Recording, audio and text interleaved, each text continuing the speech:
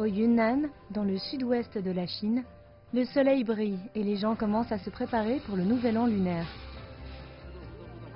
Diarra Boubacar, docteur malien en médecine traditionnelle chinoise, s'est rendu spécialement à Songming.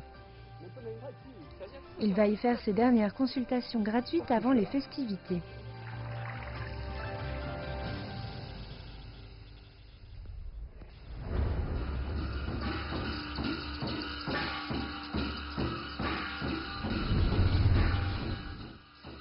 Nous sommes dans le village d'Akulong. Le nouvel an chinois approche et le village s'anime. Une équipe composée d'une dizaine de dames âgées exécute la traditionnelle danse du dragon. Diarra participe aussi au spectacle.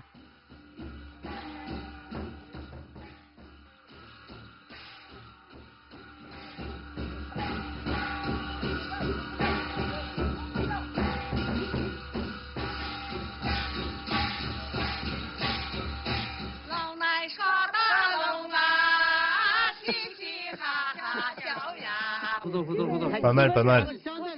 Pour des gens dans la cinquantaine, ça peut encore aller, mais pour des octogénaires, ça demande un grand effort en termes d'exercice physique. C'est pas mal du tout.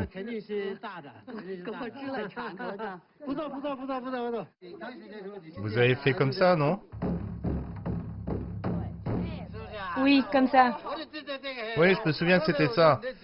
Je crois que c'était le rythme que vous jouiez.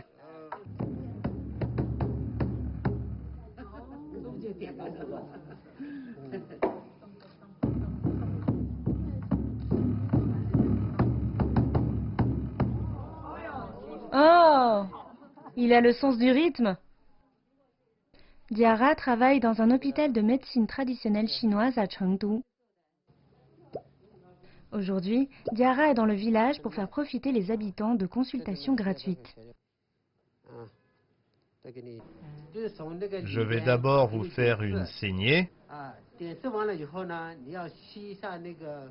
puis vous cracherez ici. Ouvrez un peu plus la bouche. Allons, détendez-vous. Vous ressentirez une légère douleur au début, mais ensuite tout ira bien. Au début des années 80, Diarra est venu en Chine pour étudier la médecine traditionnelle chinoise. Il était attiré par la profondeur et l'ampleur du savoir dans cette discipline. Au bout de 11 ans d'études intensives, il est devenu le premier étranger au monde à obtenir un doctorat en acupuncture et moxibustion. Pourquoi Diarra est-il si fasciné par la médecine traditionnelle chinoise? Je pense que je suis influencé par mon grand-père. Quand j'étais petit, je le voyais utiliser des plantes médicinales pour soigner les patients. Même si je ne comprenais pas l'époque, je trouvais ça très intéressant. Plus tard, quand je suis arrivé en Chine, j'ai commencé mes études à l'université de médecine chinoise de Guangzhou. Peu à peu, j'ai découvert la profondeur de la médecine chinoise. C'est pour la médecine traditionnelle que Diarra est resté en Chine. C'est aussi grâce à elle qu'il a fait la connaissance de Yang Mei, avec qui il s'est marié et a fondé une famille.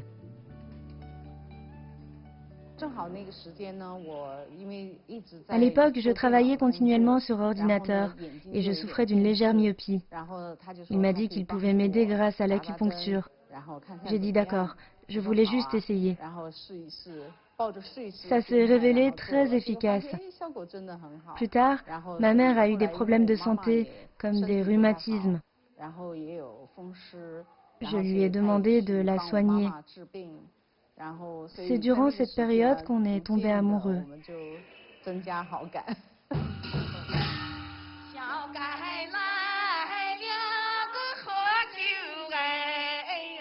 En tant que praticien, Diarra se rend souvent dans les villages pour proposer des consultations gratuites aux habitants. Cette fois-ci ne fait pas exception. Les nombreux préparatifs pour les célébrations du Nouvel An peuvent fatiguer les dames âgées qui y participent.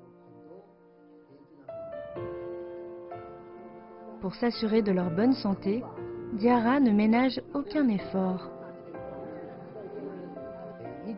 Pendant mes consultations gratuites, je constate que beaucoup de gens ont des douleurs articulaires, notamment aux genoux. Ça les fait souffrir. On ne peut exclure que ce soit lié à leurs efforts physiques, car ceux-ci peuvent nuire aux articulations.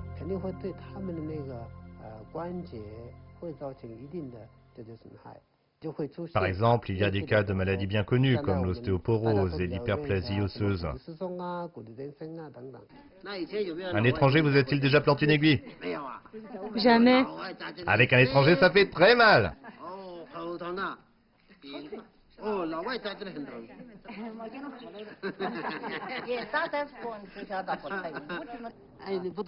Ne bougez pas. Diarra soigne les vieilles dames et leur donne des conseils pour se maintenir en forme. Regardez ça. C'est de l'armoise. Tout à fait. On l'utilise pour la moxibustion. C'est ça. C'est ça. On se base sur les points d'acupuncture. Si vous avez mal à cet endroit, vous pouvez y mettre une grosse tranche de gingembre. Vous pouvez le faire chez vous. On la place ici ou sur le genou. Donnez-lui une forme de pyramide ou bien d'un petit pain de maïs si ça vous parle plus. Allumez. Quand ça commence à être chaud, alors on la déplace le long de l'articulation. Quand ça brûle, déplacez-la. Voilà, comme ça. C'est gratuitement que Diarra reçoit les villageois en consultation. Ces derniers l'invitent chaleureusement à passer le réveillon du Nouvel An chinois avec eux.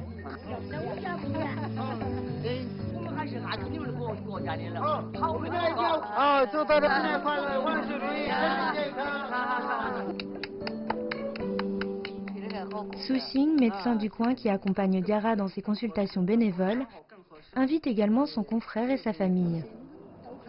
Il prépare des emplâtres traditionnels pour ses patientes. Cela suscite un vif intérêt chez Diarra. C'est notre médecine traditionnelle chinoise pour application externe. Le médicament doit être étalé sur des feuilles suffisamment humides. Ces dernières peuvent ainsi hydrater et préserver la fraîcheur. Comme l'emplâtre sèche facilement, elle le protège hermétiquement.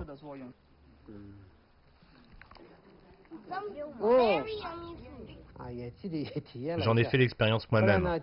Ensuite, en échangeant avec le docteur Su, il a précisé que cette formule était tirée de la matière médicale du sud du Yunnan, un ouvrage écrit entre le XIVe et le XVe siècle.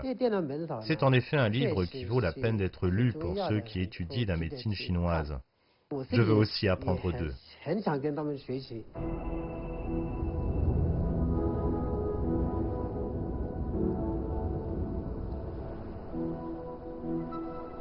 Le district de Songming est l'un des berceaux importants de la culture du Yunnan. Selon les chroniques locales, Matière médicale du sud du Yunnan est un ouvrage écrit par un célèbre médecin et herboriste de la dynastie Ming. Ce livre décrit en détail plus de 500 herbes médicinales du Yunnan, ainsi que de nombreuses méthodes de traitement encore utilisées de nos jours. Su Xing est né dans une famille de médecins traditionnels. Il connaît très bien les plantes qui figurent dans le livre. Diarra a décidé de loger chez son confrère. Il veut apprendre auprès de lui comment faire des emplâtres traditionnels. Bonjour.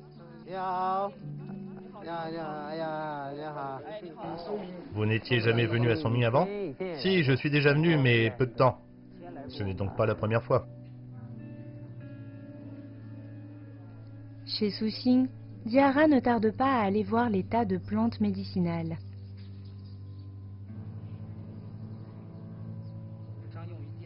Voyez, cher confrère, c'est la racine de la Todalia asiatica. Cette plante est une liane à l'écorce épaisse. Lorsque vous la coupez avec un couteau, une sève rouge sang coule. À la campagne, il arrive que des agriculteurs se blessent ou se coupent au travail. Alors on étire l'écorce de cette liane. On l'écrase pour faire un emplâtre à appliquer sur la blessure. Le saignement cesse en seulement quelques minutes. Ça a un effet analgésique.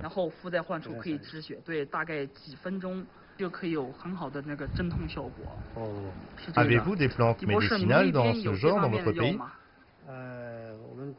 Oui, il y en a également beaucoup chez nous. On les utilise aussi pour traiter toutes sortes de maladies courantes. Les médecins traditionnels vous demandent en plus de faire bouillir les plantes et de vous laver avec. Presque tous les médicaments traditionnels ont un usage à la fois interne et externe. En médecine traditionnelle chinoise, l'usage d'un médicament est soit externe, soit interne. C'est une différence.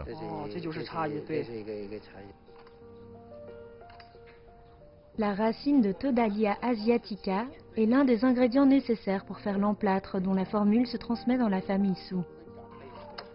Après le début de l'hiver, Su Xing et son père iront dans la montagne chercher des plantes médicinales.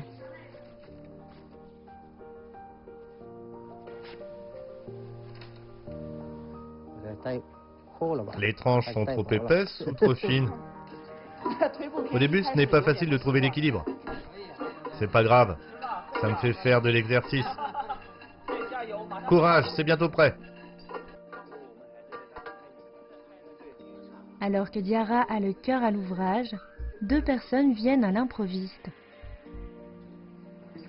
Qu'est-il arrivé à votre main? Je me suis blessée en scooter électrique. C'est douloureux? Oui.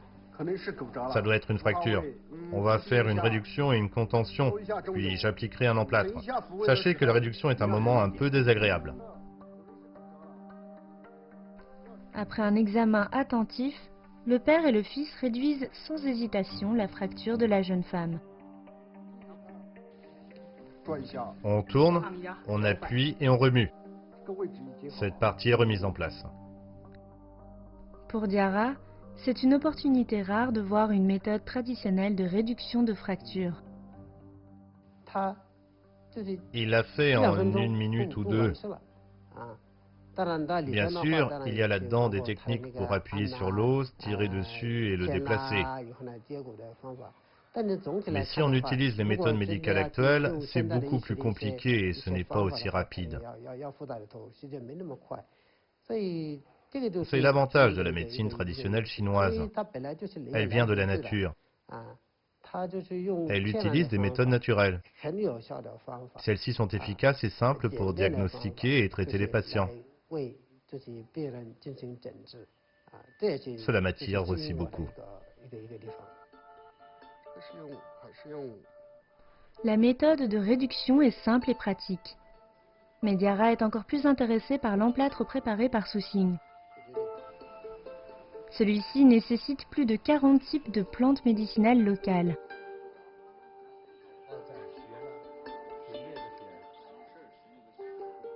Le lendemain, Su Xing et son père vont se rendre dans les montagnes pour chercher des herbes. Le docteur veut récolter plus d'ingrédients pour préparer des emplâtres et faire découvrir la cuisine médicinale chinoise à son confrère malien pour le remercier.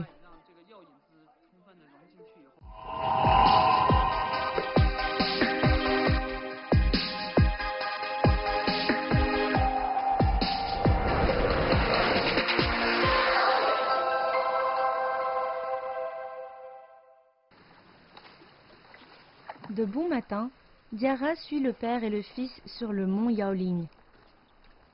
On y trouve en effet de nombreuses plantes médicinales. Il faut marcher dans l'eau pour cueillir des herbes. Allez par ici. C'est une Munronia de l'Hawaï. Cette plante sert principalement à traiter les hernies discales lombaires, les rhumatismes et les ecchymoses. Elle fleurit? Oui, mais la fleur est petite. Je voudrais en planter sur mon balcon. C'est possible. On utilise surtout les feuilles, n'est-ce pas? La racine aussi. La plante entière peut servir en médecine. Quand mon grand-père partait cueillir des plantes médicinales dans la montagne, il logeait chez une famille près de là pendant quelques jours. Oui, c'est comme ça généralement.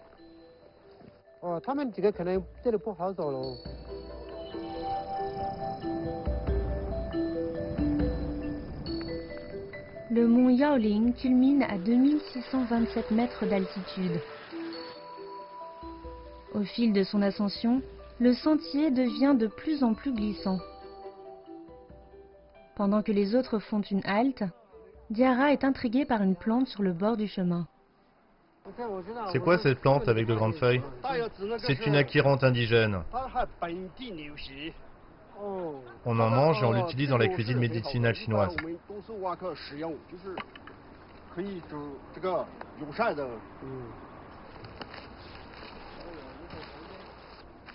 La découverte fortuite de Diarra va ajouter une autre saveur au repas médicamenteux du Nouvel An. Ces racines constituent un très bon aliment. Elles tonifient le sang. C'est très efficace, ça fortifie aussi les membres.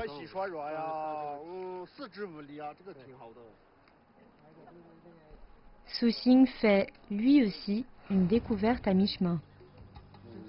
Cette liane jaune, c'est la Tongguanshan.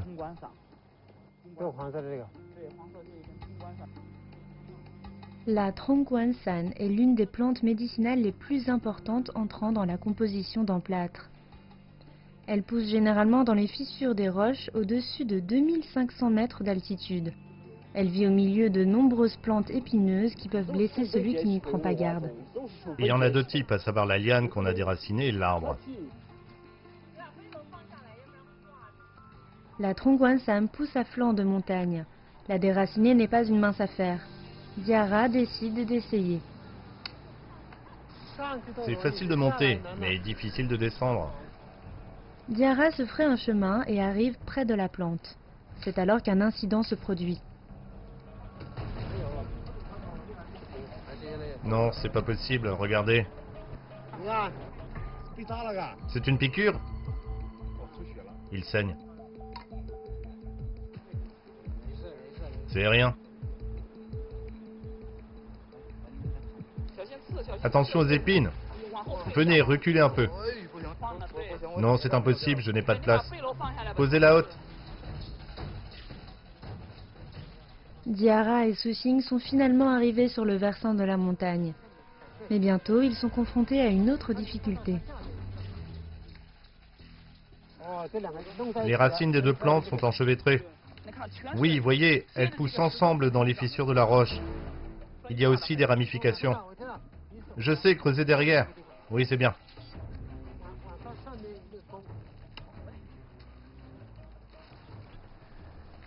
Les médecins traditionnels locaux n'utilisent généralement que les tiges et les racines du Tongguanshan. Le spécimen ici présent pousse dans les fissures de la roche. Son système racinaire est complexe et il est difficile de le déterrer complètement. Après 10 minutes de dur travail, ils renoncent aux racines pour ne pas détériorer l'environnement. Ils se contenteront des tiges. C'est le seul moyen, sinon ce serait trop dangereux. Je ne sais pas comment continuer. Docteur, tirez dessus que je vois si c'est solide. La cueillette accomplie, redescendre est un problème difficile. Diarra veut le faire en s'accrochant à la liane. Craignant le danger, Su Xing part en premier afin d'aider Diarra à descendre. On l'enroule complètement. Bien. C'est fait. Papa, viens manger des petits pains, j'ai faim. Vers midi, le père, qui a accueilli des herbes médicinales non loin de là, est de retour. Leur dur labeur est finalement payant. Presque toutes les herbes utilisées pour faire les emplâtres et les repas médicinaux ont été récoltées. Qu'est-ce que c'est? Le Schisandra rubriflora. Ça a l'air spécial. Ça chasse le froid et l'humidité et favorise la circulation sanguine. Sur le chemin du retour, Su Xing emmène Diarra récolter quelque chose que les locaux mangent souvent lors de la fête du printemps, la poire de terre. Je sais qu'on utilise la faucille comme ça, mais... Mon père l'a peut-être déjà utilisée. Ah bon? Je pense. Encore une fois, pour donner du jeu. Pour faciliter le travail, il faut d'abord couper les tiges. En raison de sa précipitation, Diarra échoue à sa première tentative. C'est très cassant. Oui, c'est vraiment fragile. Regardez cette petite-là. Il faut creuser plus profondément. Il faut creuser tout autour.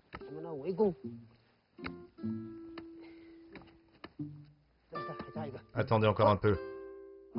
C'est bon. On l'enlève. Ok, on pose. À votre avis, ça a quel goût? C'est sucré. Et toi? Je ne sais pas. D'après l'apparence, tu penses que ça a quel goût? C'est un peu salé? C'est sucré, c'est sûr. Ça ressemble à la patate douce, n'est-ce pas? Cette tubercule est riche en nutriments et a de grandes vertus médicinales. Elle peut être consommée comme un fruit ou utilisée dans la cuisine médicinale. Voilà, prenez d'abord une bouchée. C'est bon. Quel délicieux trophée. Si vous en mangez pour la première fois, faites attention car ça peut donner la diarrhée. En fait, cette diarrhée est une réaction normale. Cet aliment aide à évacuer l'humidité dans les intestins. C'est donc un phénomène normal, ne vous inquiétez pas. C'est très bon. La poire de terre n'est que la partie émergée de l'iceberg des repas médicamenteux du Nouvel An chinois.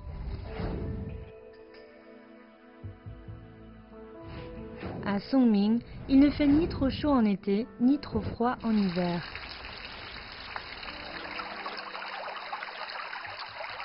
Grâce aux pluies abondantes tout au long de l'année, la végétation est luxuriante. Il y a ici un proverbe sur la santé qui dit « Mangez des feuilles au printemps, des fleurs en été, des fruits en automne et des racines en hiver. » C'est bon, très sucré. Je remarque qu'ils ont l'habitude de manger des racines en hiver. Ils ont raison. Parce qu'en hiver, le corps a besoin de stocker de l'énergie. Durant cette période, les racines détiennent l'essence de la nature. Manger des racines en hiver aide à reconstituer ses forces. C'est donc très sensé et conforme aux principes de la médecine traditionnelle chinoise.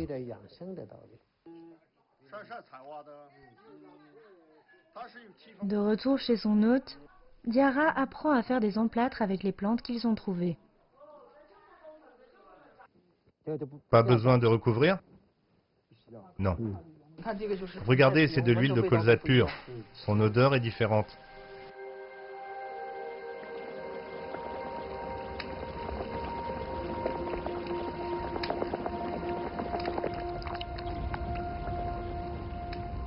Faites macérer les herbes médicinales dans une marmite en fer pendant 1 semaine. Ajoutez de l'huile de colza et faites bouillir à feu vif. Remuez constamment. Après 12 heures, filtrez le liquide. Ajoutez ensuite l'ingrédient augmentant l'efficacité et remuez uniformément. Ensuite, versez une petite quantité sur du papier craft pour tester la consistance de l'emplâtre. Quand celui-ci refroidit, étalez-le sur le papier avec une baguette en effectuant un mouvement circulaire. Dans cette étape, il faut non seulement faire des mouvements rapides, mais aussi surveiller la température. Il faut éviter que l'emplâtre ne durcisse trop. La moindre négligence peut anéantir tous les efforts déployés. Diarra essaie d'imiter les gestes, mais il échoue plusieurs fois. Encore une fois, le plus important, c'est de faire tourner la baguette sans cesse. Oui, au début, il faut prendre le pli.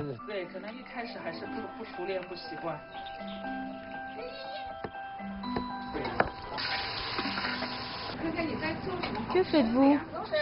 Des tripes et de l'estomac de porc. Pendant que Diarra fait des emplâtres, son épouse apprend en cuisine à préparer des recettes du Nouvel An chinois avec la mère de Suxing.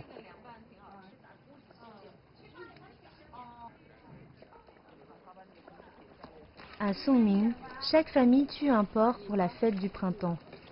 En plus des plats traditionnels, la mère de Suxing utilise des restes pour faire une recette populaire.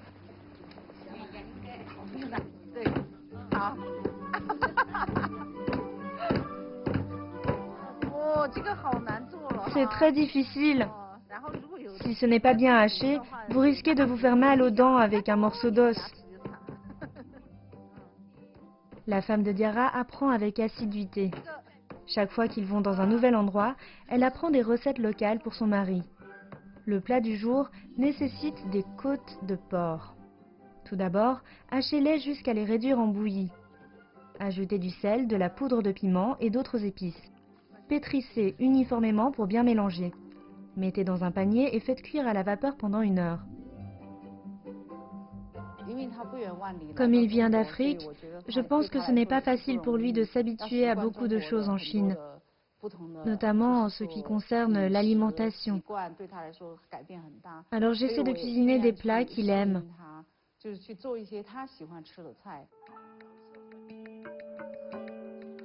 Pour que Diarra puisse goûter aux aliments authentiques de la cuisine médicinale, le père de Soussigne les prépare en personne. Il veut faire un ragoût de poulet à la Stellaria yunanensis et du porc entrelardé à la Crepis phoenix. Après avoir lavé les racines, il les met dans la marmite avec le poulet et laisse mijoter pendant 1 heure. Il fait également cuire le porc à la Crepis phoenix avec un peu de sel et laisse mijoter pendant 2 heures à feu doux.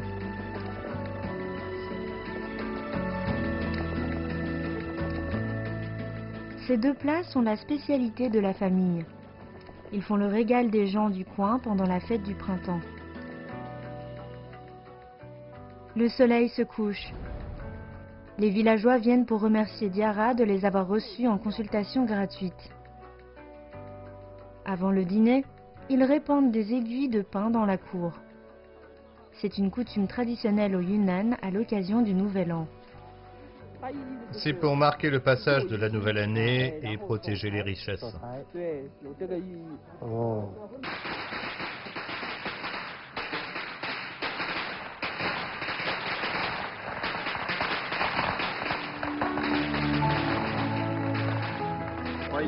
Docteur Diarra, je suis très heureux de recevoir votre famille chez nous.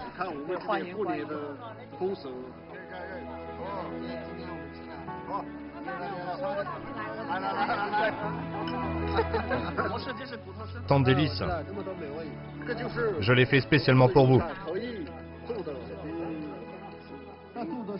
Quel ingrédient faut-il? Il faut de la viande de poule, pas de coq. C'est le fruit de mon expérience. C'est bon, délicieux. Mangez plus! Pendant que Diarra mange, les villageois donnent un spectacle en son honneur pour le remercier.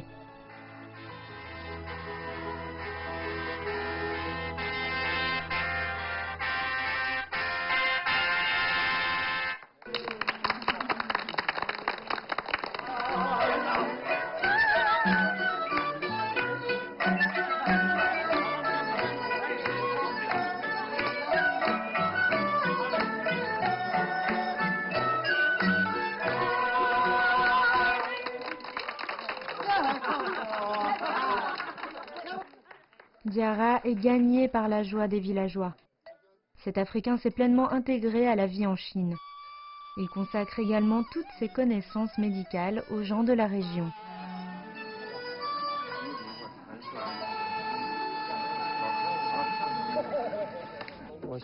J'espère utiliser mes connaissances en médecine traditionnelle chinoise pour servir tout le monde, afin que chacun puisse être en bonne santé.